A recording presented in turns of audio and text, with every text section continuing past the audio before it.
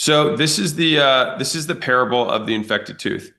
So a CEO has a talented but toxic executive who drove short-term results but poisoned the culture. Her board and employees warned her repeatedly, but she kept this executive, fearing the pain of removal and the dip in performance that would inevitably ensue after the removal. So quarter after quarter, she would rationalize. She would say, "Well, next year, or after this big contract, or once I onboard this new customer, or after I fire a replacement, et cetera, et cetera." So then, when she finally needed to fire him, she had to. Morale then plummeted, and then project stalled. 3 key employees quit, and so she goes to her mentor and she says, "See, removing him wasn't a good idea." And so then the mentor replied, "The pain you feel isn't from removing the tooth, it's from letting it rot so long that it infected the jaw. The extraction just revealed the damage that was already there." And so she realized that every day she delayed had made both the problem and its inevitable solution more painful. And so then the mentor added, "Remember, the mistake wasn't pulling the tooth, it was watching it decay and calling that patience." That's parable one. Parable two. The parable of the drowning ship. So a merchant owned a ship that sprang a small lake.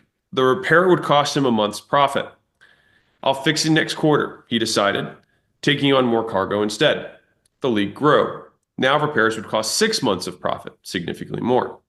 "I'll fix it next year," he reasoned, taking even more cargo to make up for the lost speed because it was leaking. By year's end, the ship could barely stay afloat. Repairs would cost everything he had. He then said, "I can't afford to stop now," mortgaging his house to add yet more cargo. The ship eventually sank. Staying on the shore, a wise trader told him, "The best time to exit a bad deal is when you first realize it's bad. The second best time is now." And so with both of those parables, I find them really telling because I wanna now translate that into kind of real world stuff for me. So one of the most difficult and painful things that you have to do as an entrepreneur is that you have to replace anybody on your team. But the further up they are in the organization, the more painful it is because typically, if they are not a culture fit or there's a performance issue or a combination of both, the people that they hired underneath of them will likely also suffer some form of deficiency related to that leader. So it's almost like an entire tree branch of the company becomes rotten. And it's not that they're bad people, it just might not be that they're a fit for the culture that you have at the business. What makes this so painful, and this is the thing that I find really interesting. I remember a pastor was telling this story. He said he was talking to a husband and the husband had cheated on his wife. And so he was saying, you have to tell your wife. And he was like, "I feel like it's really selfish for me to tell my wife and hurt her." He said, why should I hurt her? That feels like the wrong thing. Basically saying it would be almost a sin to hurt his wife. And so then the pastor said, "The sin occurred when you cheated on your wife, not when you told the truth."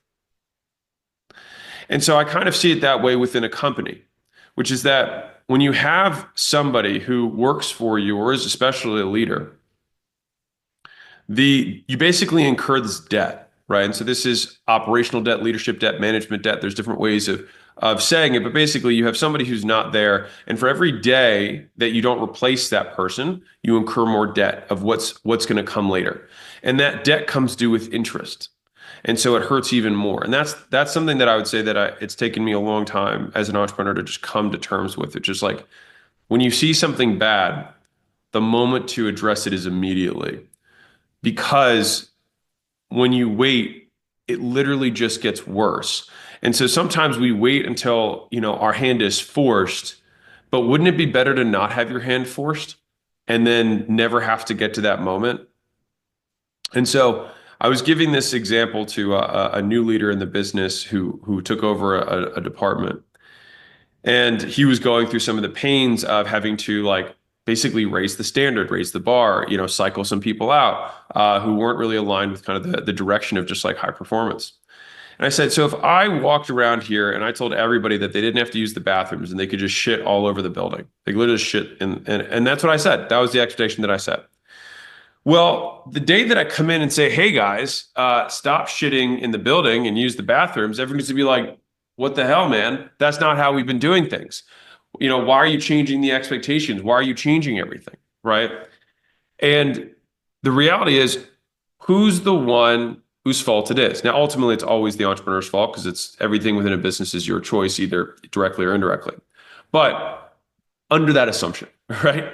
The fault was from the manager prior, not the person who's basically paying the bill. And so it's like this person, whoever they are in the business for you, will basically run up this tab, right? They're just spending. They're spending, and it can be money, but a lot of times it's spending goodwill, it's spending culture, right? You're basically doing this work at the cost of culture. And the thing is that the bill will come due. And the thing is oftentimes the person who runs the debt up and spends lavishly and gets everyone to love them is not the one who pays the bill. And that's where it's really tough. Because like if you're, for example, and here's the real, you may be this person. Like this may be you.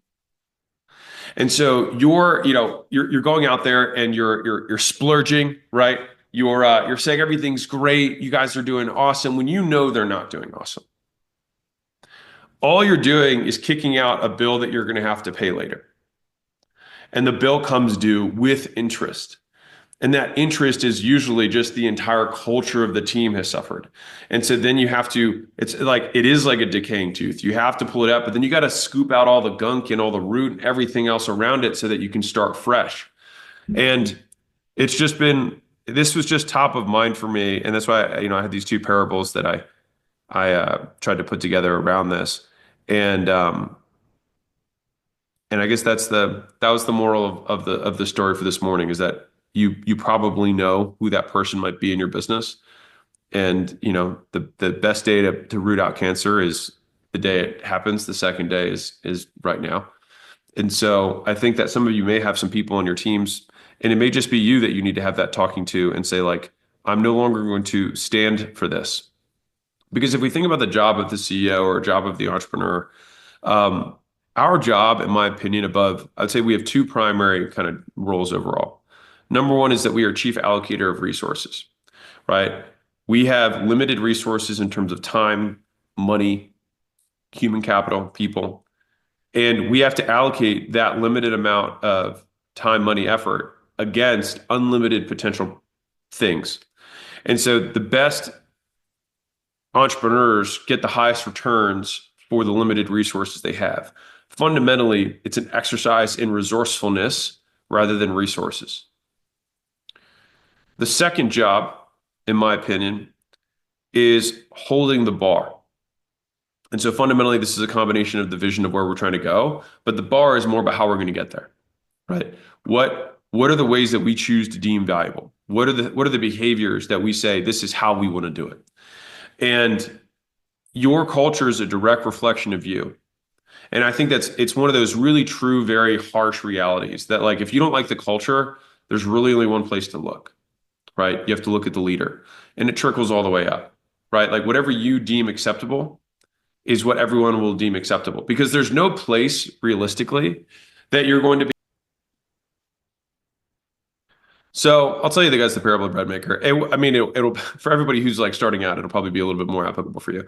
So I'll tell you that one right now.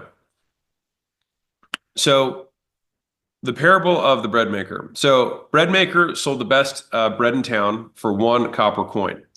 He worked 18 hours daily, but barely survived. So one day, an old merchant walks up to him and sees him turn away customers when he runs out of bread, which he does all the time. And so the merchant goes to him and says, "Hey, double your price." And the baker says, "That's impossible. I'll lose all my customers." And the merchant, who's much wealthier than the baker, says, "Just try it." And so reluctantly, the baker decides to listen, and he does. So he doubles his prices. And so then the next day, he loses half his customers. But he made the same amount of money working half the time. And so now that he had half of his time back with his free hours, he experimented on new recipes, new ways to bake the bread, new ingredients, and the bread got even better. So all of a sudden, over time, now the customers that he lost, he got some of those back, but he got even more customers. So now he's selling out yet again, but at double the price. But now he's working 18 hours again. So the merchant goes up to the baker and says, "Hey, double your prices again." So he does. Yet again, he loses half his remaining customers, but the profits now rise. All right, because he's now done two doubles. He's at 4x. And ultimately, at this point, the customers just valued the quality over the price. And so by a year later of this process of continuing to improve the product, he ended up selling the same amount of loaves as he used to, but at 4 times the price. And to people who really loved and treasured his craft. So he worked less, he earned more, and he loved his work again. And so the moral of the story is that basically the price you charge,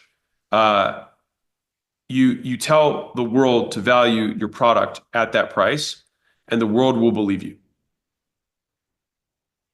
And so for some of you, and I've overheard this, there's been an unwillingness to, or like a fear around raising prices. So I want to like put quell some of those concerns. So number one, worst case scenario, you can just change it back. All right, like not a huge deal. You can just change the price back. Not a big deal. Second, the risk of not raising your price, like everyone's talking about the risk of raising your prices, but what are the risk of not raising your prices? The risk of not raising your prices is that you work all the time and make no money, right? You attract the worst customers. You attract people who demand even more for every dollar off that you give them. And so fundamentally what I'm going through is the virtuous versus vicious cycle of pricing, right? And the thing is that your conviction also goes up. And because you have higher gross profits, you can spend more on the product and on the experience to make it even better. You can also attract better talent because you may have more money left over. So there's all these cascading downstream effects. Now, if you're a technology platform, fine. It's a little bit different, right? But if you have any kind of services that you're rendering, it's almost always in your best interest to try and be the premium seller rather than a budget dealer. The only way to be in the service business and try to win on price is that your entire competitive advantage has been built on the lowest cost basis possible. And if you didn't start that way year one, you're basically just at a race to the bottom to go out of business. So the counterintuitive thing, which is raise your prices, often feels like it's the riskiest, but is actually the least risky thing to do.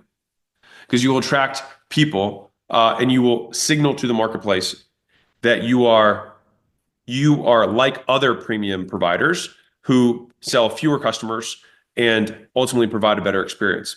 The thing that's a mind trying to be PG here, but it's a mind fuck, is that when you raise your prices, you will hear no more often, but you will make more money.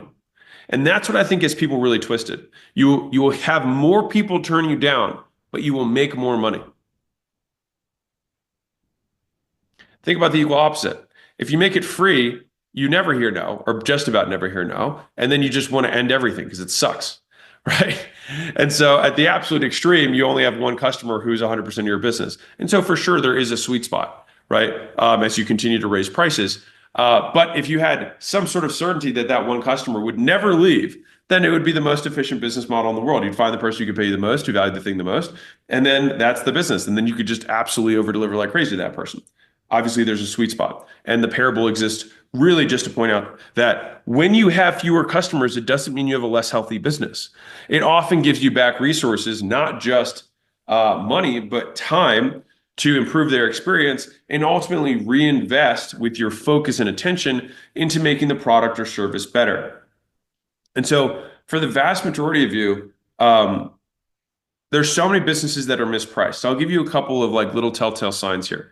If you're getting on the phone with prospects and you're over 50% close rate, you're probably mispriced. Now, if you're the founder and you're the one selling, it's normal for it to be a little inflated. But if your team's selling over half of people they get on the phone with, the price is probably too low. And so I'd say the sweet spot, this is just my rule of thumb, is about 30 to 40% is kind of the benchmark. And so big picture, you just need to do the math. You can't always do the math when you have small data. And so this is me just giving you a rule of thumb of what I have found, is that usually closing about 35-ish% is kind of like, okay, we're doing okay here, right? You get much above mid 40s, it's like maybe we're a little high. If you're like in the 70 to 80%, you almost certainly have a double or triple in pricing capacity available to you. A double or a triple. A huge amount of pricing is kind of there. Does this depend on the elasticity of the good? Sure. But for most services, consumer and business services, that is a good rule of thumb to go by that I use.